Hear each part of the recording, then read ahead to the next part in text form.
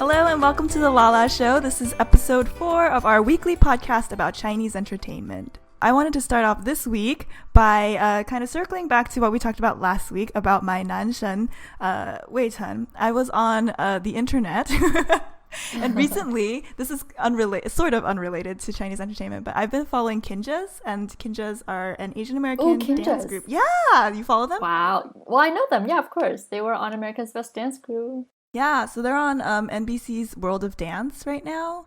That's sort of unrelated, but basically I was on their Twitter, and they recently opened a studio in China, and Wei Chen was the surprise special guest at their studio. Oh, wow. Yeah. So did he dance? Did he learn dance from them?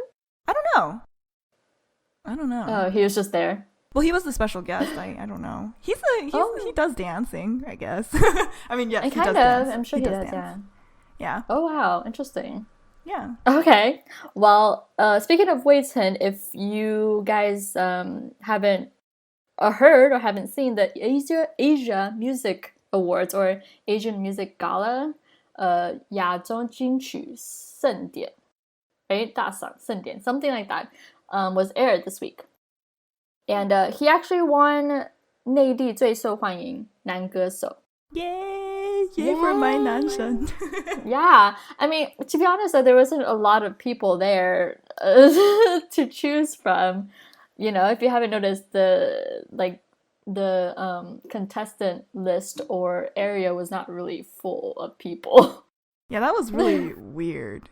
It was right? weird because it was weird because it seemed like in the beginning, like the seats were all full, and then afterwards, each time they announced an award, they would pan to the seating area, and it would just be the winner of the award, and no one was sitting next to them. Exactly. It's like nobody's copying, nobody's actually like saying anything or giving them high fives. You know, it's kind of lonely. I wonder if they had just recorded all the segments separately. And then mashed it together. I mean, I don't know. Because, like, another weird thing is I feel like a lot of Chinese award shows, too, not just this one, but their winners are picked, I don't know if they're pre-picked or planned or like there's Heimu or something, but there's never any nominations that we know of.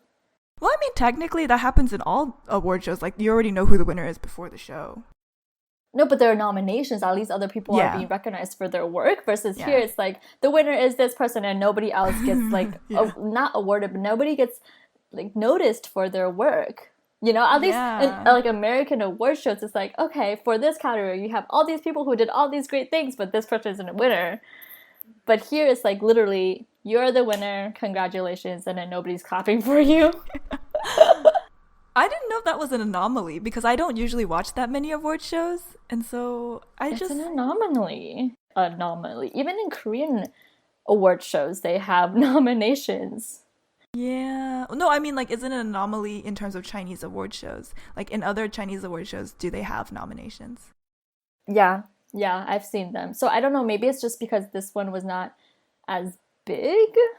Because there's a lot of award shows. There's like MTV award shows, there's Youku award shows, there's all these different award shows. So I don't know, maybe this is new or not new. I don't really follow it. But even so, like, especially in acting, like movie or film award shows, they definitely have nominations. Yeah, I don't know. That was weird. And the 3 hosts were interesting choices. I didn't realize there was another Yang. I was really confused. Yeah, that too. I was like, wait, Yang is not a very common name. Is it? I don't know. I mean, that Yang he was pretty good, but I was just surprised.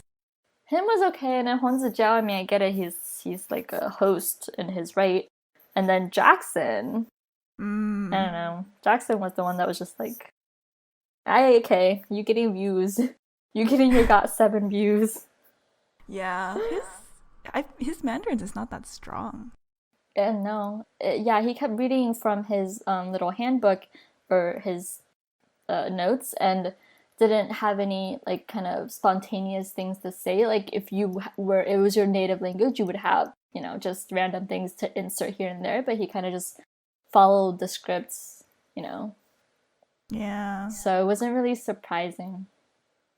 Speaking of Jackson, Yeah. as someone who is a stan of Jolin Tsai, I understand the product placement endorsement thing, but his performance, that was just really strange. Like the Pepsi commercial. It was essentially a Pepsi commercial where he was rapping about Pepsi. Yeah, that was. I'm sorry, and it was just not. It wasn't good. It was like weird and out of place. It felt really out of place. It felt like he was trying to be really hard about Pepsi. Exactly. Like it was not meshing with the song. It was not meshing with this performance, and it was not meshing with this a show in general, because everybody else was like singing really sad songs or being like, you know what I mean? Like it was so out of place. Yeah. And then another thing about that show, Coco Lee did a performance, and she performed like a couple of her really old songs that were really, really popular back then. Mm-hmm. And it was also kind of awkward. It felt really outdated because the way that she was performing, like it was kind of like the old school hip hop vibe where they were wearing, tracksuits and matching top, pant, and sparkles and glitters, and she was trying to be all like hip hoppy. Mm-hmm. I didn't think it fit her role, and it didn't fit her image or her age, to be honest. It wasn't. I don't know. It was kind of just awkward. Is it like a trend now? Is the hip hop look a trend? Maybe. I'm really scared for that to happen, to be honest, especially in China, because they're so not hip. I mean, I think the tracksuit thing has been around for a long time. Well, they're bringing it back with glitter. What else from that show do you remember? Oh, I was really surprised by X9 Xiaonian because I didn't realize that they were. I mean, I realized they were a thing. They were on Happy Camp a couple of times, but I don't know. I didn't realize they were that popular.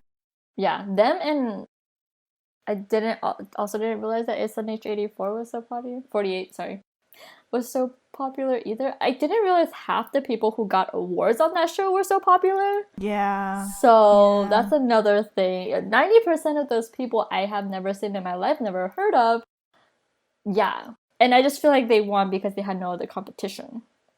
I mean, I think that it makes sense for like the newcomer awards if you've never heard of them, but then for everything else, it's a little awkward. Weird, Don't know who they are. It's very.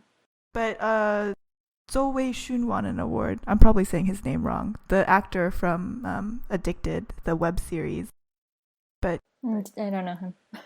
Yeah, he's popular because he was in that really popular web series. But he's like an okay singer, but he's not great.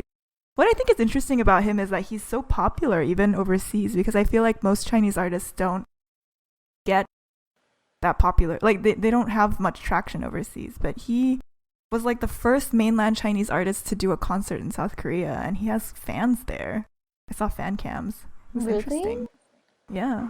That's really crazy. I mean, I wonder why. I don't know who he is, but I think I saw his performance. It was the one with the band, right? Yeah. And not really. It wasn't that great. His singing wasn't that great. The song wasn't that great.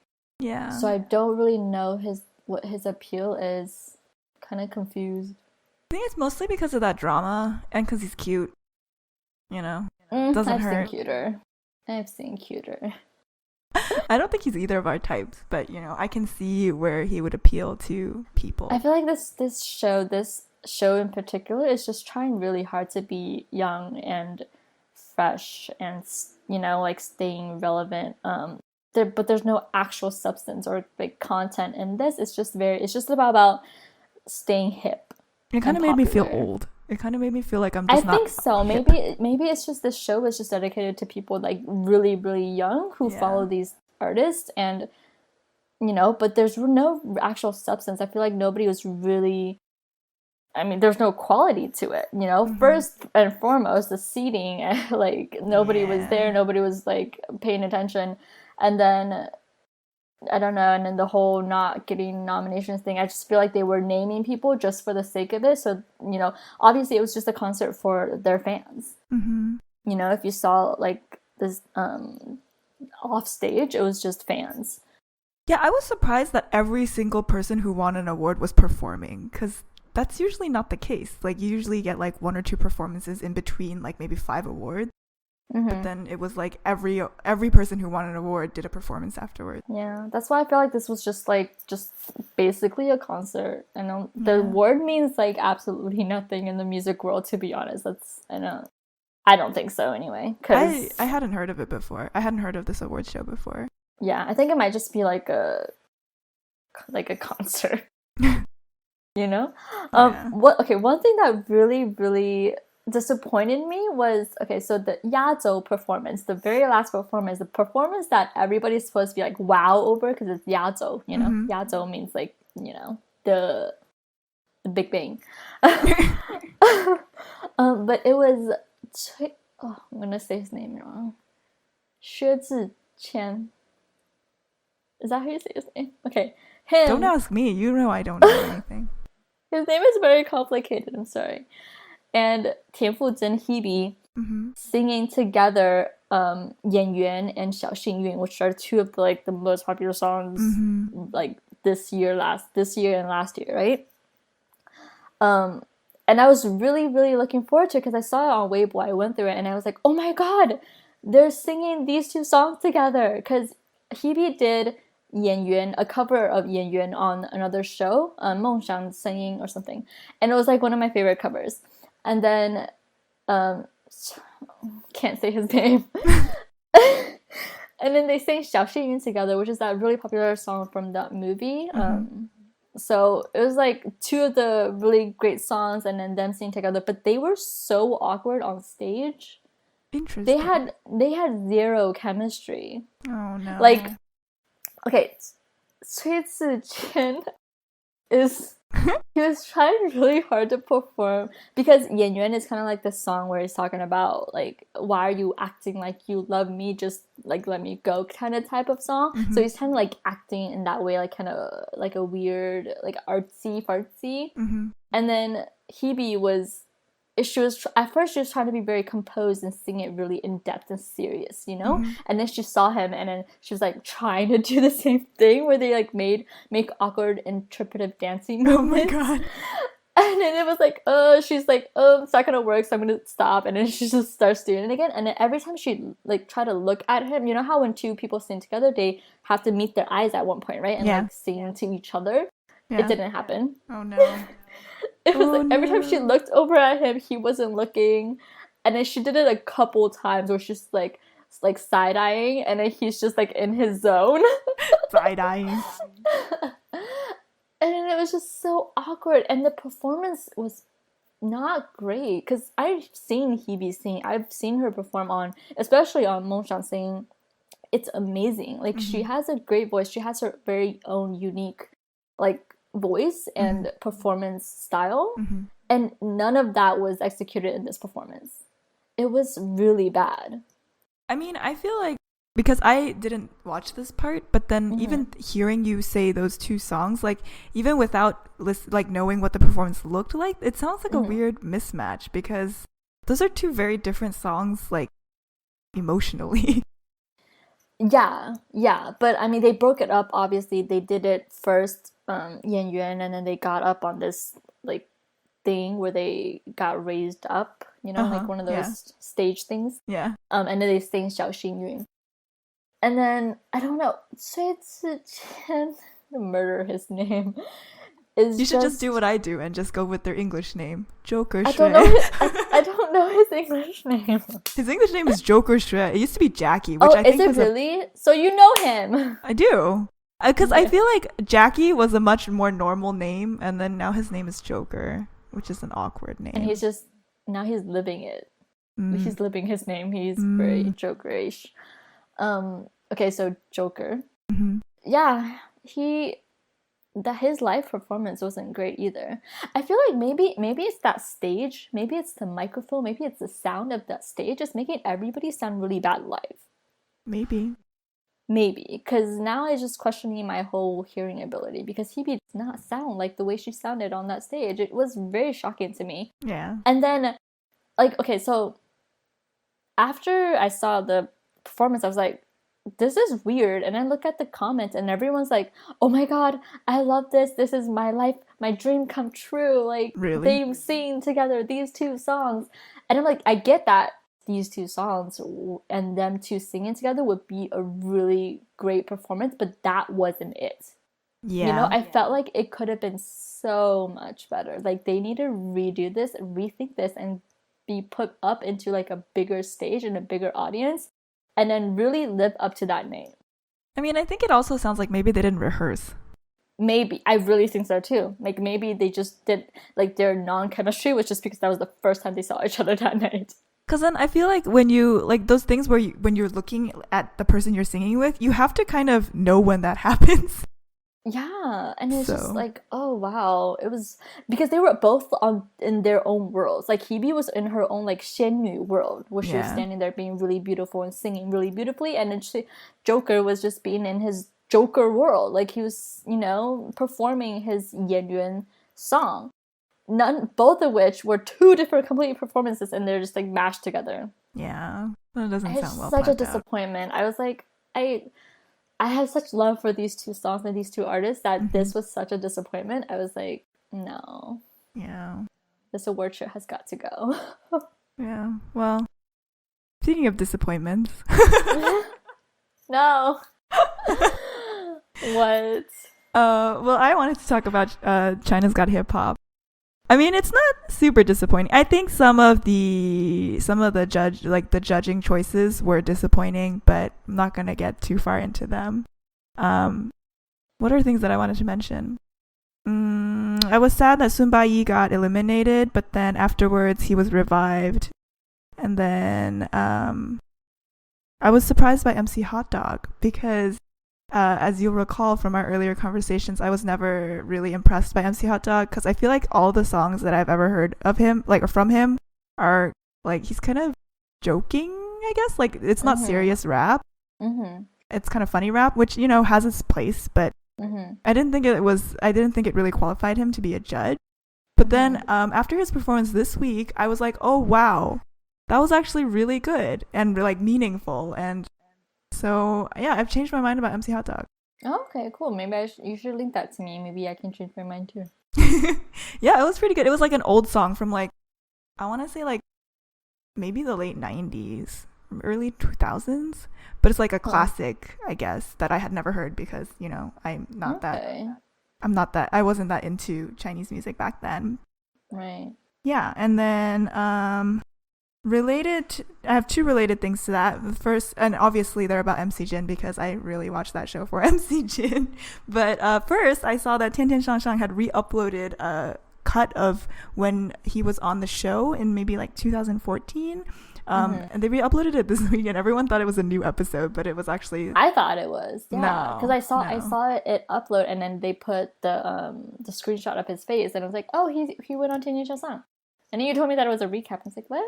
Yeah, it's from. They should just invite him. It's from like 2 years ago.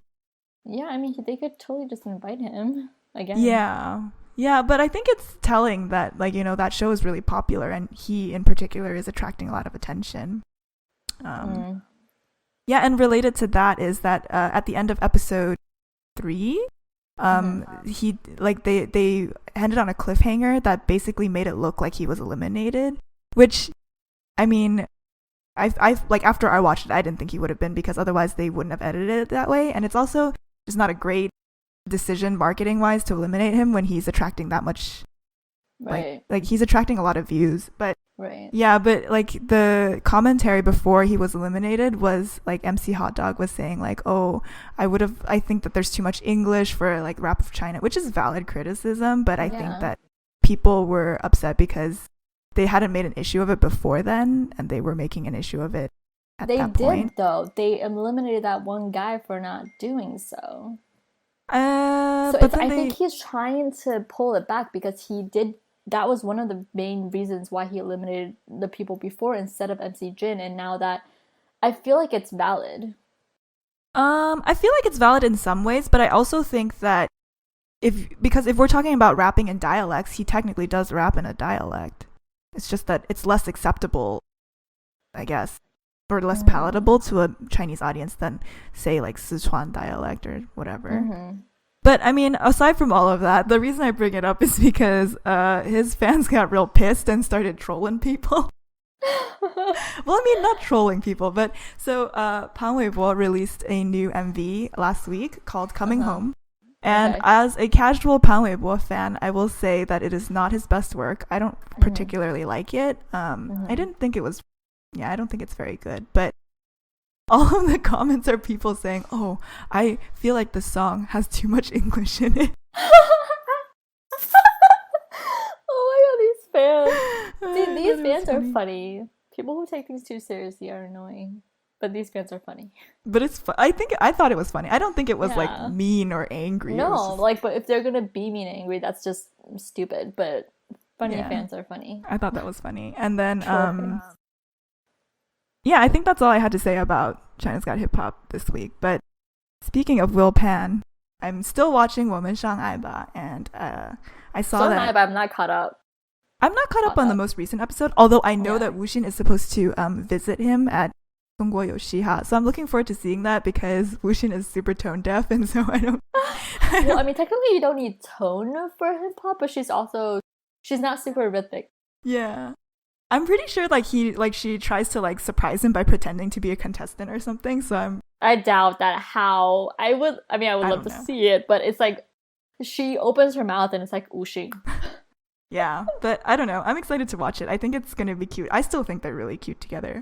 But I wanted to talk about the week before when they were in Thailand still, because I know you haven't seen it, but then they're eating dinner together, and then Pan Weibo is pushing her about how she seems to always have a wall and is not letting him in or whatever. And at first she's like, I don't feel like I do that. I don't feel like I have a wall up. And then afterwards he pushes her a little bit more and she starts crying because she says oh my god, in the past 2 years or something, every time she interacts with a male idol, afterwards their fans will attack her on social media, which I think is so sad.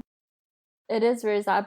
It's actually, I've seen clips of it happening, or fans have pointed it out specifically, I don't know, but with everybody, but with Li Yifeng especially, when he was on Kuala Lumpur for a couple episodes in a row, when he was continuously on it, he and Wu Xing had a lot of scenes together, not scenes, but they did a lot of activities together. Yeah. And then I think that's when she got haters from the Yifeng fans. And then during one of the shows, you could see her actively moving away from him. Oh, or fans were pointing it out, watch this from this time to this time, the Yifeng made his way next to Wu Xing, and then she moved away. It was she was physically trying to avoid any type of contact. Yeah, because she knew that was happening, which is really sad. Yeah, and it sucks because it's her job, and it's not really fair. But it's for why people. her? A lot of people, I'm sure a lot of other hosts and other stars are even more attached, even more so with I guess them. she's a little bit more high profile because Happy Camp is a pretty big show, and Nana is married already, so she can do whatever she wants. Yeah.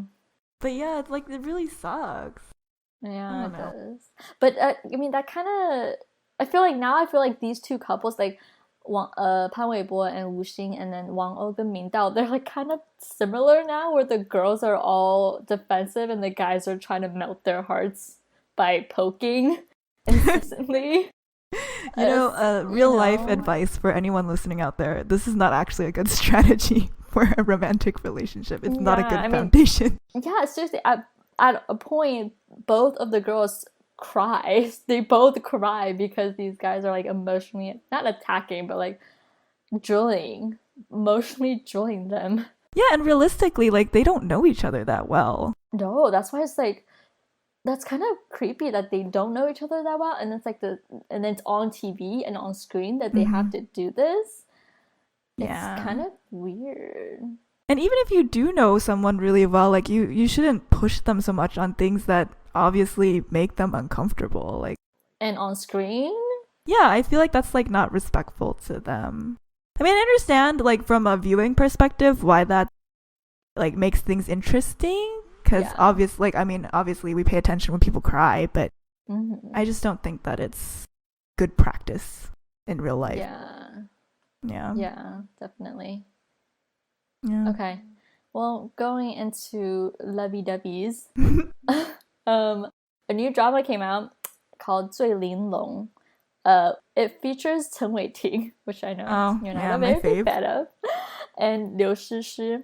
And mainly I'm watching this because of Liu Shishi, and yeah, the graphics of it is actually, the aesthetic and cinematography is actually really nice for a 古装剧, because usually I think I read in one of the commentaries or whatever, but the director like specifically wanted it to be very dark looking. Interesting. Like, yeah, everything was kind of like the tones were really like dark, and like a lot of blacks and a lot of, you know, dark colors, and even the brightness, you know, in comparison to other dramas where it's like super bright or like colorful, like they stuck with really simple things. The only thing I have to say with that is the hairstyles are kind of weird. They look like not spider webs, but sometimes some kind of webbing or netting or wires crossed in their hair. It's very weird. But anyways, I forgot what the English name was, like Lost Love in Times or something. And then it's basically about Chen Weiting as like this prince who's trying to not get a revenge, but he's trying to, obviously he's the prince who is wanting to be the emperor, right? Of course, and all the princes want to be the emperor. Yeah, always. Well, no, not necessarily. He's a prince that doesn't want to be the emperor, but people think he wants to be the emperor, so they try to get him killed. You know, it's kind of the running thing. And then Liu Shishi is a 巫女, which is like a witch, right? I don't know how in Asian times how they call that, because it's like witches or sorcerers, or what would you call that? Shamans, I guess. Yeah, probably some kind of magical being that can basically foretell the future, or, you know, have powers. Huh? A seer. Yeah, but they have more powers than that. It's not like a 仙女, but like, you know, it like 巫术, so it's like magic basically. That's what she is, and she is like the ultimate 巫女, 圣巫女, so she has like the most powers, obviously. And per rules of the drama, the emperor or 皇室, anyone from the what's 皇室? I don't know any of these words. These are like real complicated, and I don't watch the royal family. Drama. Okay. Anyone from the royal family cannot be connected to the 巫女族, because they aid each other. They have a pact. Is that only in this drama, or is this in general? In this drama, I think in general too, but maybe in this mostly. I don't. In this drama, I haven't researched ancient Chinese witchery. Oh, I mean, like, have you seen that happen in other dramas? Probably, yeah. Okay. I mean, it makes sense, because technically these two, like the royal family and the tribe, they help each other. So their pact is that because they're so powerful, they can technically wipe out the entire existence, right? They have that power to do so. So their pact is, well, we don't hurt you, you don't hurt us, but you aid us, you know? And like for the Wait, did you say hate us or aid us? Aid, like AID, aid. Oh, I heard ATE, aid. No, they aid each other. Okay. To help humanity. So their working together is to help humanity, right? So if one person or one group of person is trying to harm humanity, is when the pact is broken and they kill each other. Okay. So, yeah, that is the plot. Okay, so first of all, it's only like 8 episodes in. 8 episodes hasn't even been uploaded yet, but they've already gotten married. Huh? This is exactly see even you are confused, because this doesn't happen in natural drama life. It takes like 20 episodes for them to even kiss. But unless it's an arranged marriage drama. But they wouldn't even kiss. They wouldn't even hold hands, because they're conservative like that. Wait, so are they kissing and holding hands already? They got married.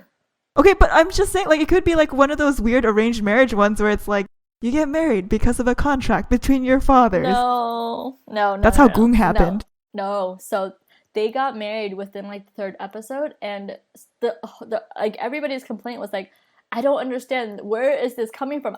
How did they fall in love? They met for 2 days, and he was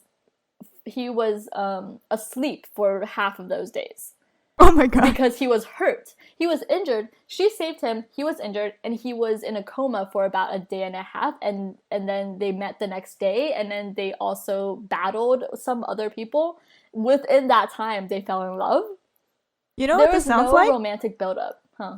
It sounds like Romeo and Juliet, and all the reasons why I hate Romeo and Juliet. Yeah, but there was no romantic buildup. Like there was no like eye lingering. There was no like, let's talk about your childhood. Let's talk about your heart. There was no none of that. There's no buildup, and then all of a sudden it's like, I'm gonna die for you. I'm gonna marry you no matter what. I'm gonna break this contract. I don't care about the royal family. I don't care about humanity. I'm gonna marry you. Sounds a lot like Romeo and Juliet. But it was like there was just no buildup. Like I was so confused. There's no buildup in Romeo and Juliet either. Honestly, I have so many issues with that play. Anyways, continue. Okay. So then I'm one of those drama viewers that you probably won't want to watch dramas with, because I'm actually really good at guessing things. Like, oh my god, I'm the same. Twists. Yeah. So within watching that, I was like, I see what's going on. It's like 6 episodes, and they're probably, one of them is going to get killed, something's going to happen, time is going to reverse, they're going to travel back in time or something like that, and then the next 30 episodes is of them getting back together. Oh my god. I had that exact thought, and the next thing that happens, boom, she reverts time. Great. So yeah, she basically, the next episode, she like basically, because like, their marriage obviously causes a lot of issues with, humanity and the royal family and people trying to overthrow him. So on the wedding day, people are killing each other and ultimately going to kill him, right? Sounds about right. So, yeah. So she, as the ultimate Sen Wu Nu, like does this hocus pocus thing where she travels back in time, to prevent him from dying. Prevent him dying, prevent people from, rebelling, So, but in doing so, because it's such a big hocus pocus, she has to pay a very, very big price, right? Does she turn old? No, that's never going to happen. No one's going to watch a show of Liu Sisi being old, okay? I mean, it could be her journey to figure out how to become young looking again. Okay, you should write a drama. That has probably been done. That's the reason why there's like all that fountain of youth, Yeah. Anyways, but this price that she has to pay is that her entire tribe is dead. So, not the entire tribe, but like her tribe leaders and like her shifu are all dead. And she comes back to a world, which is, I think, a year before. Mm-hmm. So she goes back in time a year before, and then what happens is that the Uni tribe is being accused of, like, treachery and rebellion, and they're basically being cast out. So now they're either dead or on the hunt to be dead. Wait, but going backwards in time, are all of the village elders now, or like, the tribe elders, are all they're all dead now? They're all dead. So now that she's in her now presence, which is a year before, because she changed history, right now she's basically gonna, obviously foreshadowing, she's gonna be the leader of the tribe because she's so uni and the other elders are dead. Right? So whatever is left is this like band of like little young uni who are being sold as slaves. I think it's interesting that her going backwards means that they're dead in like the present and not in the future. But because I mean, I don't know. It probably changed something in the past that caused this, whole revelation. Like, okay, well now they're being seen as these treacherous people who, want to kill the royal family. So the whole royal family is putting out a APB against them. So that's where we are now. And then the catch is that she can't remind anybody or tell anybody of what, had happened. Because more people are going to die. Yeah, she's the only person that knows all of this and how she magically falls in love with the guy that she met for 3 days. And then she meets him again, obviously, and then all of a sudden, again, they're being flirtatious and like So I just felt like the romantic build-up at first was really non-existent, and for them to die for each other after 3 days of like battles and saving each other and being in comas is kind of weird. Do you think it's actually like the subject matter is, or the tone is actually darker than other historical dramas, or is it just like the color palette? I think it's just the color palette, but also just like, I mean, I don't want to say for sure that this type of drama has not been done before, because I'm sure there has been like hints of witchery and like magic in other historical dramas too, but I don't think it was ever like this heavily done where the female lead is part of this tribe that is actually doing these things, you know? But I mean, I like it though. I like this new palette, this new idea. It's very clean. It's modern. So interesting word to use to describe a historical drama. Yeah. Well, contemporary. Yeah. Artistic. It's artistic. But nonetheless, the graphics and the CGI are still something that Chinese people really, really, really need to work on, because dead horses have stitching on their bum. Literally a scene. Okay, so yeah, a battlefield scene where everyone's dead and there are dead horses lying on the ground, and you don't even have to zoom in to look. It's like blatantly there that they're stitching on their bum. Like how do you not catch something like this? Yeah. It's just funny. Like they really need to work on their CGI, because a lot of the reasons why I don't watch a lot of the Xian Yu or like Xian like 天空的剧, like 遮天记 and like the really popular ones these days, because I hate the graphics. They make me cringe. And just watch it, like loses drama of it. It loses the beauty of it when it's just funny. Like it's just sad, you know? So I really think they need to work on that. That reminds me of Go Princess Go, which is like a web series that was really popular. Tides of Fate or something. But like they had like no budget, and so then like their armor was like, it was like plastic. Oh my gosh. But that, I feel like that they had an excuse. It was like a web series and they had like very little budget. Yeah. So also like sometimes it's even worse when you know, like when things go wrong and they're noticeable when it's not even CGI. Like I'm remembering this movie that I watched with Wang Li-home in it, where there's this one scene where you can see the extras looking at the camera. Yeah. I mean, I don't know. I'm sure there's a bunch of things where there's like little loopholes that you can find, but it's like when a country is so heavily dependent on these kind of dramas, because you know it's kind of like the vampire themes in Western culture, right? Like a lot of things are vampire based now, but like mythology and you know this kind of stuff in Chinese culture is very big, and still haven't figured out how to CGI these things. Is, I don't know, like how long is it gonna take, bro? Like I just want to see a good graphically made drama. How hard is it? I'm sure it's hard, but I'm just saying. Yeah. Like, you know, because the country is dependent on these type of dramas. I think also it's kind of like sometimes the quality varies very drastically, because like I think they do some pretty good CGI for some projects, especially if they're like contracting out to like American movies or whatever. But it's just for some dramas it's not the best. No, especially with dramas. So I mean, dramas, you have like a different kind of budget and different needs, so it's also understandable in some ways. I guess it just makes me cringe. Yeah. Okay. Yeah, that's what I have to say about that drama. But I will be watching it because I actually really like those sisters. The only thing I would say is that her characters seem to be too similar to each other.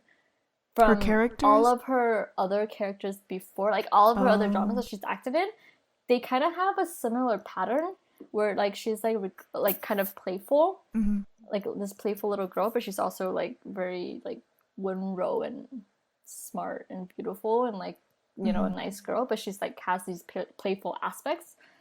Most of her characters have been kind of like that, so I don't know. Do you think she's a good actress, or is it because she's being typecast, or is it because she can only really play the same character? I don't know. Like that kind of sucks to say that she can only play the same character though, but I feel like maybe it's also typecasting because she does it up more well. Yeah. I just think she's pretty. Like, and she has the face for Gu Zhangju, you know? Some people just have that face, and it's, I don't know. And then Chen Weiting just always looks like he's a turtle. What? A turtle, because whenever he's trying to be really intense, he pushes his neck super far out, and it looks like a turtle, and he's like hunchback and turtle like, and that's his intense dramatic face. And it's like, okay. So I mean, I don't know about the whole acting in this drama, but I'll keep an eye out. I'll see how the plot plays out, because that whole first couple episodes of no romantic build-up has gotten me disappointed so far. And then it kind of built back because I knew that was the plot twist was going to happen. Yeah. Okay. So I'll keep you updated. Well, yeah, keep me posted. I forgot to talk about Superboy, I realized. And this week, my favorite international model guy got eliminated, and I was really sad. Well, he's not is this international model guy? Huang Rongsheng. He's the one who's not very attractive but has really intense cheekbones. Is he good? He's not bad. Like, he's like pretty good. He's not on par with like Wei Xun, but he's not a bad singer. He actually did a really good cover of Say Something. And I think, like, you know, when we talk, I've talked last week about how I don't think that Yang Chi guy should be singing songs in English because he doesn't pull it off well. Versus International Model Guy did pretty well, and it was a pretty good cover of the song. And I was just really like, so he's like a good mentor figure to everyone else there, and so it's really sad because people were really sad to see him go. The guy who can't sing was finally eliminated, but it was because he got so emotional about International Model Guy getting eliminated that he kind of gave up. What? Yeah. This is weird. This is like a drama. This is not a competition show anymore. This is like a reality show. Well, I mean, technically it is a reality show, but it's like a drama. Yeah. So, like, because they don't really play up the drama. They didn't play up the drama a lot before, but then this week, basically, International Model Guy and Yang Ji are, like, they used to be, like, really good friends, like, Shungdi. And then this episode, they apparently now have beef with each other. So then Yang Ji challenged him in the duels. Yeah, Yang Ji won by 4 points. And Yang Ji is like, or 4 votes. And his performance continued to be underwhelming and, you know, just not very good. It's the same thing over and over again. He's not a very good singer. He's not a very good rapper. He's not a very good dancer. He did all 3 of those things. And he somehow beat International Model Guy, who actually sang really well. He sang like a pretty hard song. He sang a Wang Fei song. And he lost by like 4 votes. And then afterwards, he went up against this like the bland guy that I always forget about, and he lost by 1 point, and so he was eliminated. So it was really sad. Wow. Yeah. I mean, I can see the heimu of it all. Yeah, but I think next week a judge is like, according to the previews, a judge is gonna call out Yang Ji for always doing the same thing. A judge who? Which one? I don't remember. It's not Xiao Zhu. It's like either Chen Wei or Li Jian. I think Chen Wei. Yeah. Oh, okay. Yeah. Well, so that happened. I'm over that show. I'm still watching it, but I don't. It's kind of like I just feel like I'm captive audience. Yeah. Okay. Yeah. All right. Well, what are your recs and recs for this week? Do you have any? 'Cause I don't. I have a recommendation. Yeah. Sorry, that's misleading. But I have a recommendation. It is a song by Eve I called Waterfall, and it's pretty good. So I'll post Eve a link. I? She's a Taiwanese singer. Do you know the Chinese name? No. Even if I did, I wouldn't be able to pronounce it. You know that. That's fine. We can link it. I'll link it. Well, I killed Xue Ziqian's name like 1,000 times today, so... I mean, it's only fair that happens to you once when I do it every episode multiple times. He does have a really hard name, and I keep getting like it backwards. Okay, whatever. But I guess I don't have a rec today, but I think I want to keep up with the new show that Hunan Weishi has put out. It's called 中国餐厅, 中国餐. Yeah, 餐馆 or something like that, Chinese restaurant, where they have celebrities in Thailand trying to sustain a restaurant. I don't know, it's a really weird concept, but I'm gonna follow up with it and then see where it goes. Why Thailand? I don't know. I think, well, I don't know, but it's like they're the only Chinese restaurant in that area and they're catering to tourists. I mean, I don't know if that was meant to be or they just picked the place because it has a beach. Interesting. Yeah, so we'll see how that plays out. It's just a weird concept, but its first episode aired on Saturday. So we'll see. Alrighty, keep us posted. Cool. Well, thank you for listening to our 4th episode of The Lala Show. Follow us on thelalashow at tumblr.com and also on Weibo. It's called Lala Show in Chinese. I don't know how to put it in English, but we will keep posting and updating every Saturday.